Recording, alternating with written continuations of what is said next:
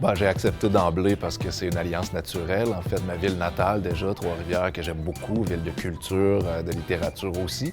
Et en plus, ben, les livres, évidemment, et les bibliothèques, principal instrument de démocratisation de la littérature. Ma ligne préférée, même si c'est gênant de se trouver une propre ligne préférée, c'est quand je parle de l'idée donc que la connaissance rencontre la démocratie grâce à la première bibliothèque en 1946 en Mauricie. Donc, cette idée que ces lieux que sont les bibliothèques, c'est aussi des endroits où on favorise l'exercice démocratique, ne serait-ce que par l'éducation. Voilà. Moi, ce qui m'inspire le plus, c'est les humains, les relations humaines. Donc, je suis travailleur social de formation, donc c'est jamais très, très loin de ça.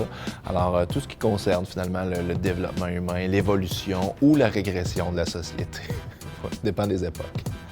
J'ai probablement plein de tocs d'écriture, des habitudes. Déjà, moi, je travaille beaucoup avec un dictaphone. Je suis tout le temps en train de prendre des notes. J'ai mes rituels, donc le thé le matin, plus j'écris tôt, mieux c'est.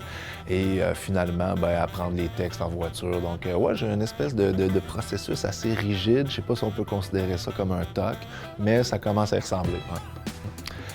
En fait, la page blanche, c'est pas si inquiétant. C'est plus la page beige qui est inquiétante. C'est quand tu es inspiré, mais que tu écris quelque chose de vraiment mauvais puis tu es pogné avec. T'sais. Donc, page blanche, pas pire, tu laisses du temps, tu réfléchis, tu te fais des petits champs lexicaux, tu essaies des exercices pour débloquer tout ça.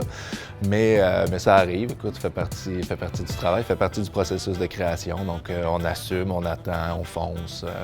Tous les moyens sont bons pour arriver jusqu'au texte.